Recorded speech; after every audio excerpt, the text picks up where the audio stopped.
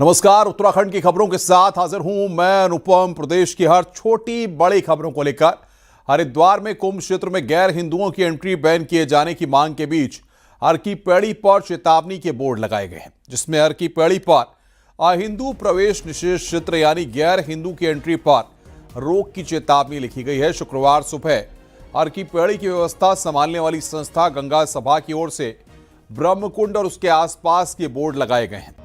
Board Ganga के नाम से नहीं बल्कि म्यूनिसिपैलिटी बायलॉज के हवाले से लगाए गए हैं।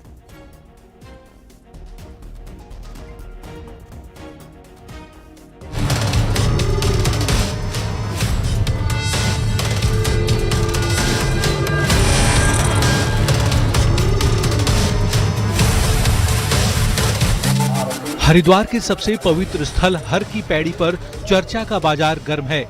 ब्रह्मकुंड और आसपास के क्षेत्र में कई बोर्ड लगवाए गए हैं। इन बोर्डों पर साफ लिखा है अहिंदू प्रवेश निषेध क्षेत्र। तीर्थ पुरोहितों का कहना है कि ये पहले से मौजूद नियम हैं, जो क्षेत्र की धार्मिक मर्यादा बनाए रखने के लिए हैं। बोर्ड लगाने का उद्देश्य यही है कि सभी को यहाँ के नियमों की, यहाँ की मर्यादाओं की जानकारी रहे और जो बायलॉज की जो हम कड़ाई से पालन कराने की जो चर्चा, जो मांग हम सरकार से कर रहे हैं, ये बोर्ड पूर्व में भी इसी प्रकार लगे हुए थे, लेकिन कुछ क्षतिग्रस्त हो गए थे, कुछ खराब हो गए थे। हमारा सिर्फ उद्देश्य यही है कि सनातन धर्म के इस पवित्र स्थल पर आने वाले प्रत्येक व्यक्ति को पता होना चाहिए कि यहाँ पर आने के क्या नियम है।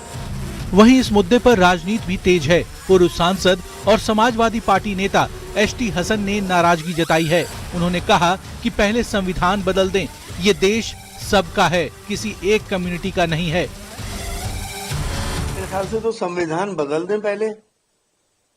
ये देश सबका है, किसी एक पर्टिकुलर कम्युनिटी का देश नहीं है। ये कोई जायदाद नहीं है किसी की कि मेरे घर में नहीं आ सकते और उसके घर में जा सकते हैं। ये संविधान के हिसाब से हिंदुस्तान में कोई भी हिंदुस्तानी कहीं से कहीं भी जा सकता है। अगर वो कहीं क्राइम करता है तो कानून बना हुआ है उसके लिए। तो इस तरह की बातें अब ये सब बंद होनी चाहिए और इन पे भी प्रतिबंध लगना चाहिए। इधर हर की पैड़ी पर गैर हिंदुओं के प्रवेश पर रोक लगाने वाले बोर्ड लगने पर साधु संत इसकी सराहना कर रहे हैं। ये बिल्कुल स्वागत योग्य कदम है और गंगा सभा के द्वारा ये कदम बहुत पहले उठाया जाना चाहिए था। 1915-16 में एक नगर पालिका एक्ट बना है हरिद्वार में, उसमें लिखित में है ये। भारत में किसी भी क्षेत्र में ऐसा प्रावधान नहीं है कि हरिद्वार का जो क्षेत्र है वो दूसरे धर्म के लोगों के लिए प्रतिबंधित है। खाली जो कर्मचारी हैं या काम करने वाले जो डेली वेजेस के लोग हैं, उनके लिए कार्य की कोई बाधा नहीं थी इसमें। हर की पौड़ी की पवित्रता बनाए रखने के लिए जो कदम गंगा सभा ने उठाया, मैं उसका समर्थन करता हूं। निश्चित रूप से हरिद्वार एक कुंभ नगरी है, उसकी पवित्रता अक्षुण्ण रखने की हम सब की जिम्मेदारी है। हर की पैड़ी पर लगे ये बोर्ड अब सिर्फ सूचना नहीं बल्कि एक बड़े विवाद का केंद्र बन गए हैं। धार्मिक आस्था और संवैधानिक अधिकारों के बीच ये बहस आगे क्या रूप लेगी, ये देखना होगा। लेकिन हरिद्वार की पवित्रता और समावेशी भावना दोनों पर सवाल खड़े हो गए हैं। Bureau report, news 18।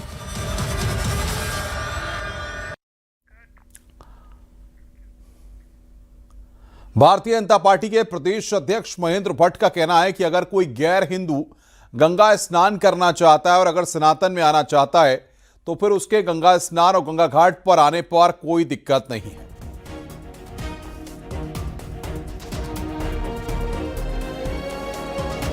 कि दूसरे धर्म का कोई व्यक्ति गंगा जल का स्नान करेगा, इसको इशू बनाकर कांग्रेस केवल तुष्टिकरण की राजनीति कर रही है।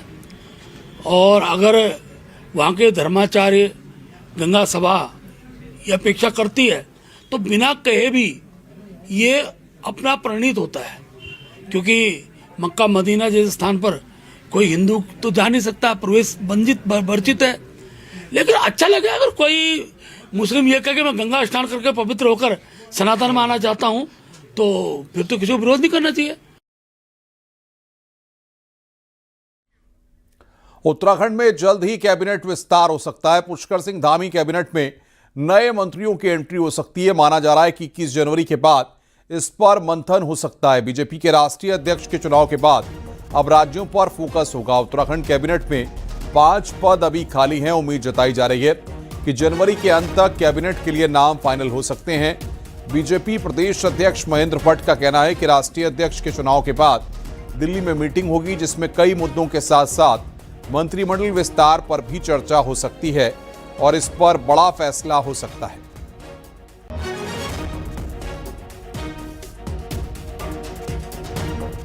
राज्यों में चुनाव है, चुनाव की चर्चा होगी, जहाँ संगठन विस्तार होना है उसकी चर्चा होगी, और इसके साथ साथ जिन राज्यों के अंदर जो आवश्यकताएं हैं, चाहे वो सरकार के क्षेत्र में हो, उन सब पर भी निश्चित रूप से चर्चा होगी। और क्योंकि मुझे लगता है कि बहुत जल्दी अब प्रदेश मंत्रिमंडल विस्तार की ओर भी उस दिन चर्चा का संभव होगा तो हम चर्चा करेंगे। आईआईटी रुड़की में हिमालय शोध संस्थान के सहयोग से आपदा प्रबंधन को लेकर कार्यक्रम का आयोजन किया गया। मुख्यमंत्री पुष्कर सिंह धामी ने कार्यक्रम में वर्चुअली संबोधित किया। सीएम धामी ने कहा कि आईआईटी रुड़की द्वारा किए जा रहे शोध और समाधान न केवल उत्तराखंड बल्कि संपूर्ण हिमालय क्षेत्र के लिए बेहद उपयोगी सिद्ध होंगे। सीएम धामी ने कहा कि आपदा के लिहाज से राज्य संवेदनशील है, जिसकी वजह से समय समय पर प्राकृतिक आपदाओं का भी सामना करना पड़ता है। में आपदा स्थिति में त्वरित कार्रवाई हेतु रैपिड रिस्पांस टीम भी गठित करने के साथ ही drone surveillance, GIS mapping, satellite monitoring के माध्यम से भी आपदा संवेदनशील क्षेत्रों की पहचान की शुरुआत की है, जिससे इन जगहों पर विशेष ध्यान दिया जा सके। यही नहीं, हमारी सरकार के द्वारा आपदा प्रबंधन विभाग, वन विभाग, एनडीआरएफ, एसडीआरएफ और स्थानीय प्रशासन के बीच बेहतर समन्वय स्थापित किया गया है, ताकि समय रहते आपदा की घटनाओं से होने वाले नुकसान को कम किया जा सके।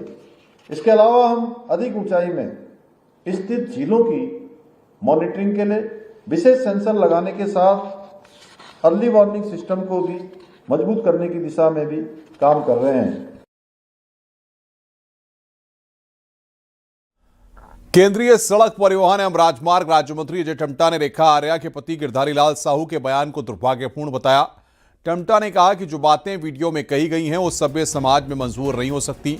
हालांकि टम्टा ने यह भी कहा कि गिरधारी लाल साहू न तो बीजेपी के सदस्य हैं और न ही उत्तराखंड के रहने वाले, इसलिए उनके बयान को पार्टी से जोड़ना पूरी तरह से गलत है।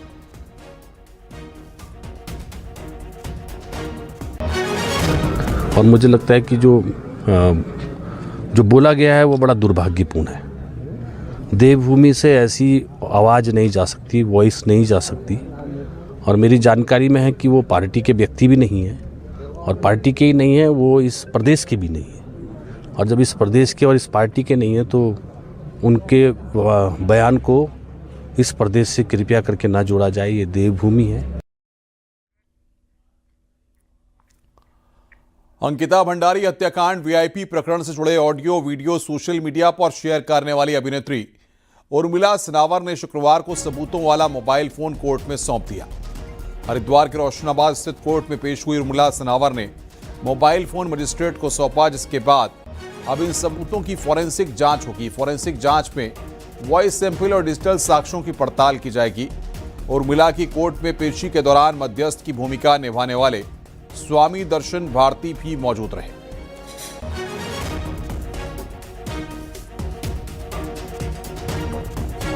हमने रिकॉर्ड की थी, वो जो मेन डिवाइस थी वो मेन साक्ष्य है जो कोर्ट में जमा होना है, और दूसरा हमारा वॉइस सैंपल है। और हमने उत्तराखंड की जनता से एक वादा किया था कि सीबीआई जांच होगी।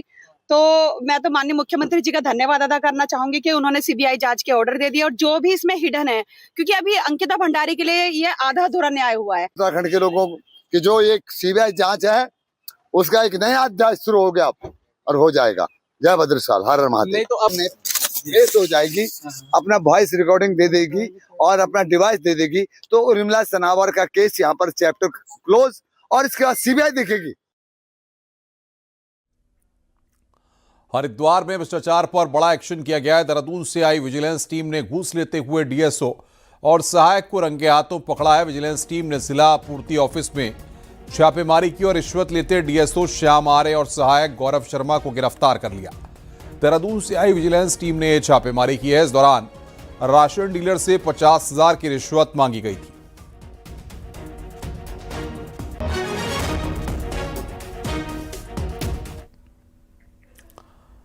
हल्द्वानी में काशीपुर के किसान के आत्महत्या मामले में हाईकोर्ट से बड़ी खबर है। हाईकोर्ट ने आरोपियों की गिरफ्तारी पर रोक लगा दी है। हालांकि कोर्ट ने सभी आरोपियों को कहा है कि वो जांच में सहयोग करेंगे, साथ ही जो दस्तावेज मांगे जाएंगे वो उनको देने होंगे। कोर्ट ने अपने आदेश में कहा है कि अगर बयान दर्ज करने के लिए उनको बुलाया जाएगा तो उनको जाना होगा। वहीं कोर्ट ने पक्षकारों को नोटिस जारी कर 2 हफ्तों में जवाब दाखिल करने का भी आदेश दिया है। आपको बता दें कि हल्द्वानी के होटल में काशीपुर के किसान सुखवंत सिंह ने 10 जनवरी को आत्महत्या कर ली और एक वीडियो जारी किया कि उसके साथ कई लोगों ने जमीन व पैसे की धोखाधड़ी की है। अभी थोड़ी देर पहले ऑनरेबल कोर्ट ने का ऑर्डर आया है जिसमें नॉट टू अरेस्ट का एक ऑर्डर है। यहाँ प्रोसीडिंग इन्वेस्टिगेशन चलते रहेगा, हम उसमें कोऑपरेट करेंगे, ये ऑनरेबल कोर्ट ने कहा। उपनल कर्मचारी संघ के पदाधिकारियों ने मुख्यमंत्री आवास में सीएम पुष्कर सिंह धामी से मुलाकात कर समान कार्य समान वेतन संबंधी कैबिनेट के ऐतिहासिक निर्णय के लिए आभार व्यक्त किया। मुख्यमंत्री ने कहा कि उपनल कर्मी राज्य की प्रशासनिक व्यवस्था की अहम कड़ी हैं और सरकार उनके कल्याण, सम्मान और सुरक्षित भविष्य के लिए पूरी प्रतिबद्धता से कार्य कर रही है। ये फैसला सरकार की कर्मचारी हितैषी नीति को दर्शाता है। वहीं इससे पहले शुक्रवार की सुबह उपनल कर्मियों ने सैनिक कल्याण मंत्री गणेश जोशी से भी मुलाकात की और उनको धन्यवाद दिया।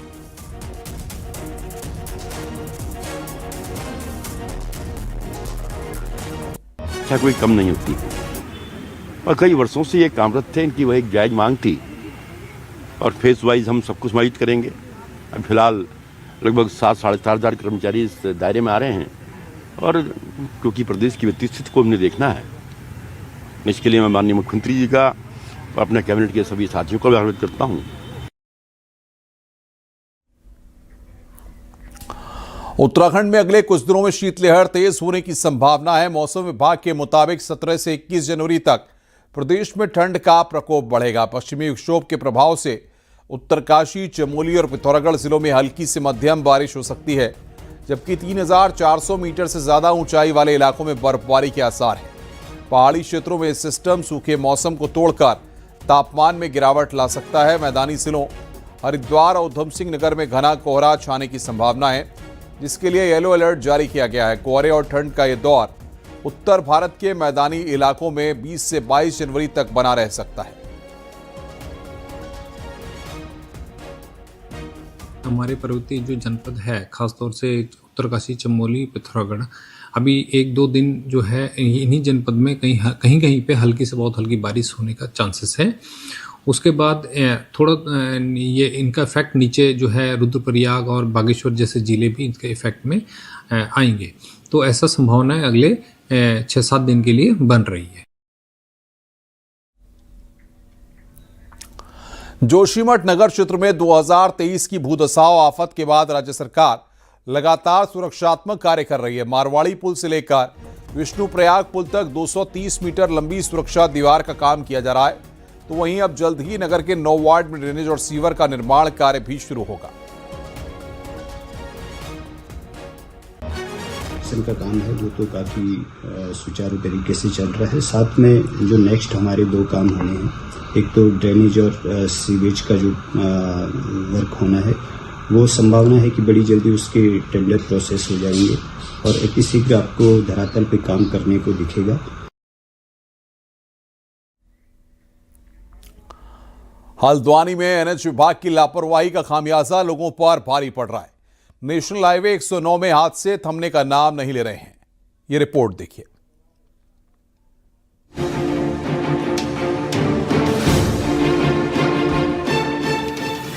नैनीताल को हल्द्वानी होते हुए सीधे बरेली और लखनऊ को जोड़ने वाला ये नेशनल हाईवे 109 अपनी डिजाइन के कारण जानलेवा साबित हो रहा है। हाईवे पर गलत जगहों पर बने टर्निंग कट लगातार हादसों को दावत दे रहे हैं। पिछले एक महीने से इस हाईवे पर लालकुआं से लेकर काठ गोदाम तक 11 एक्सीडेंट हो चुके हैं, जिसमें 4 लोगों की मौत भी हो चुकी है। मंडी के पास जाता है, वहाँ पर भी कोई मार्ग नहीं दिया हुआ है। और बरेली रोड में कई कट ऐसे हैं जिन पर कोई इंडिकेशन नहीं, कोई मार्ग नहीं, कोई वो उसका चौड़ाई होनी चाहिए थी, वो नहीं है।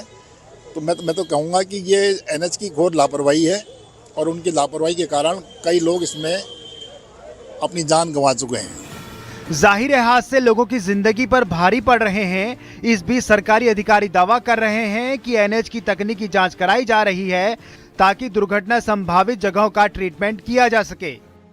NHAI का पूर्व में भी इस तरह की शिकायतें मिलती आ रही हैं और कई बार ये पेपरों में भी निकला है और कई बार एक्सीडेंट की भी सूचनाएं मिलती रही हैं। तो इस संबंध में NHAI के जो अधिकारी हैं उनको बुलाया जाएगा, उनको बताया भी जाएगा और निरीक्षण भी किया जाएगा। एक ज्वाइंटली निरीक्षण भी कर लेंगे RTO के साथ, NHAI के साथ, हम लोग भी उसमें साथ रहेंगे तो उसको दिखवा लेंगे और अगर कोई ऐसी शिकायतें पुनः प्राप्त हो रही है, मिल रही है तो उसका निराकरण करवाया जाएगा। साफ है, NH 109 पर लगातार होती सड़क दुर्घटनाएं चिंता में डालने वाली हैं, लेकिन इन हादसों के बावजूद NHAI इसको लेकर गंभीर नहीं है, जिसकी वजह से लगातार या तो लोगों की जान जा रही है या लोग चोटिल हो रहे हैं। हल्द्वानी से न्यूज 18 के लिए शैलेंद्र नेगी की रिपोर्ट। नैनीताल में कुमाऊं विश्वविद्यालय के पास अचानक जंगल आग से धधक गए। जंगल में लगी आग से वन संपदा को नुकसान हुआ है तो कई इलाकों को आग ने अपनी चपेट में ले लिया। हालांकि स्थानीय लोगों की सूचना के बाद फायर की टीम मौके पर पहुंची और आग पर काबू पाया गया। दरअसल करीब 3 महीनों से बारिश नहीं होने से जंगल सूख गए हैं। ऐसे में आग लगने का खतरा लगातार बढ़ गया है। सर्दियों के मौसम में पहाड़ के कई जंगल आग की चपेट में हैं। लगी थी ये पॉलिटेक्निक के पास धर्मपुर लॉज के जंगल में आग लगी हुई थी। हमें सूचना प्राप्त हुई तो हम यहाँ पहुँच के काफ़ी क्षेत्र हो गया था लगभग आग ना, काफ़ी जल रही थी। हमने आगे एक हौजरी से और पानी डाल के आग को बुझाया और फॉरेस्ट की भी मदद ली गई, उनको द्वारा भी पीट पाट कर बुझाने में सहयोग किया गया। उत्तरकाशी का पौराणिक माघ मेला आस्था और संस्कृति का संगम है। यहाँ कंडार देवता की हाथी रथ यात्रा ने मेले को काफी भव्यता दी है। इस रिपोर्ट को देखिए।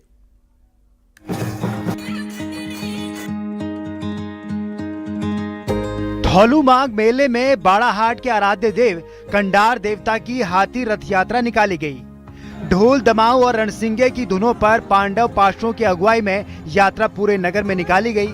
ग्रामीणों ने रासो तांदी नृत्य किया और सैकड़ों श्रद्धालुओं ने आशीर्वाद लिया।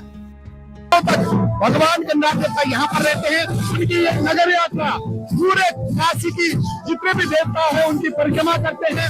इसमें सारे लोग श्रद्धालु लोग बड़े भाव से, बड़े उत्साह के साथ। परंपरा के अनुसार दूसरे दिन चमाला की चौरी पर कंडार देवता की लकड़ी की प्रतिमा तैयार करके पूरे विधि विधान से हाथी रथ यात्रा पर उन्हें सवार किया जाता है। इसके बाद भव्य शोभा यात्रा निकाली गई। परंपरा बहुत पहले से है, पौराणिक है, क्योंकि कंडार देवता यहाँ के क्षेत्राधिपति हैं। तो ये जो है और भव्य रूप से हम जो है इसको कर रहे हैं। अब पहले ये हल्के हल्के चलता था, जैसे समय बीतता गया और ये भव्य होता रहा और यहाँ पे जो है पूरे जिले के देवी देवता कंडार देवता को मिलने यहाँ पे पहुँचते हैं।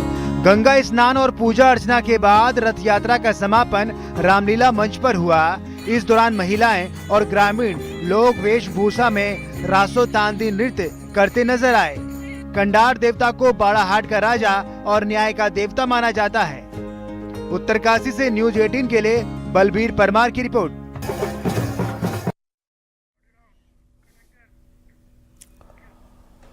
पिथौरागढ़ में नेपाल बॉर्डर पर बसे झूलाघाट में यादों की बारात प्रोग्राम आयोजित किया गया। इस प्रोग्राम में वे सभी लोग मौजूद रहे जिनका जुड़ाव इस बॉर्डर के इलाके को लेकर है। इस दौरान जहां सांस्कृतिक कार्यक्रमों की धूम दिखाई दी, वहीं काली नदी में साहसिक खेलों का भी आयोजन किया गया। स्थानीय लोगों ने अपने प्रयासों से प्रोग्राम किया। प्रोग्राम का असली मकसद लोगों को अपनी जड़ों से जोड़ना है।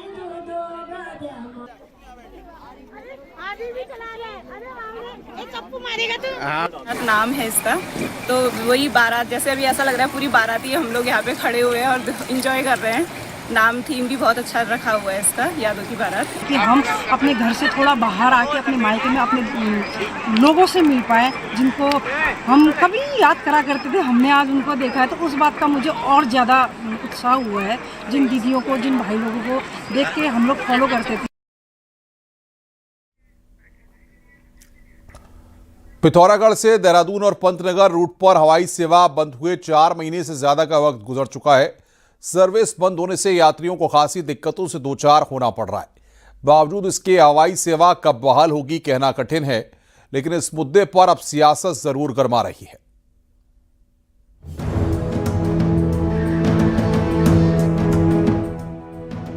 लंबी जद्दोजहद के बाद 2024 में पिथौरागढ़ से देहरादून और पंतनगर के लिए हवाई सेवा शुरू हुई थी, लेकिन इस हवाई सेवा की उम्र सिर्फ साल भर ही रही।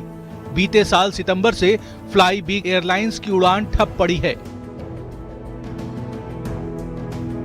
फ्लाई बिग 19 सीटर प्लेन से देहरादून के साथ ही पंतनगर के लिए हवाई सर्विस दे रही थी, लेकिन 4 महीने से भी ज्यादा समय गुजरने के बाद भी हवाई सेवा की बहाली नजर नहीं आ रही है। ऐसे में विपक्ष को बैठे बिठाए मौका हाथ लगा है। हम सोच रहे थे कि आदि कैलाश, मिलम, पर्यटन की गतिविधियां और बढ़ेंगी, लेकिन हवाई सेवा बंद होने से आज फिर सारी स्थितियां चरमरा गई हैं। आने वाले समय में अगर जल्दी से जल्दी हवाई सेवा शुरू नहीं की गई तो कांग्रेस के लोग सरकार के खिलाफ आंदोलन करेंगे। सिर्फ दून और पंतनगर ही नहीं, बल्कि पिथौरागढ़ से हिंडन की हवाई सेवा भी लंबे समय से बंद है और कई बार वादे दावे हो चुके हैं। हवाई सेवा बंद होने से जहां यात्रियों को खासी दिक्कतें उठानी पड़ रही हैं, वहीं पर्यटन कारोबार पर भी इसका सीधा असर पड़ रहा है। यही नहीं, रोजमर्रा के काम के लिए देहरादून का चक्कर लगाने वालों का सफर कई गुना बढ़ गया है। बताया जा रहा है कि फ्लाई बिग एयरलाइंस को स्पाइस होप ने खरीद लिया है। ऐसे में अब इन रूट्स पर स्पाइस होप 42 सीटर प्लेन के साथ हवाई सर्विस शुरू करेगी। Spice hope airport authority of India से लाइसेंस मिलने का इंतजार कर रही है। अभी टेंडर हुआ है स्पाई होप का, उसने आश्वस्त किया कि हम फरवरी माह के अंतिम दिनों तक पिथौरागढ़ से देहरादून को हवाई सेवा शुरू कर देंगे। माननीय मुख्यमंत्री महोदय के सामने ये बात भी हमने रखी। पिथौरागढ़ से हवाई सेवा खासी अहम है। स्थानीय लोगों के साथ ही बाहर से आने वाले प्रवासियों के लिए भी हवाई सर्विस किसी वरदान से कम नहीं। ऐसे में एक बार फिर लोगों को इस रूट पर उड़ान भरने का बेसब्री से इंतजार है। देखना यह है कि ये इंतजार कितना लंबा और रहता है। न्यूज़ 18 के लिए पिथौरागढ़ से विजय वर्धन उप्रेती की रिपोर्ट।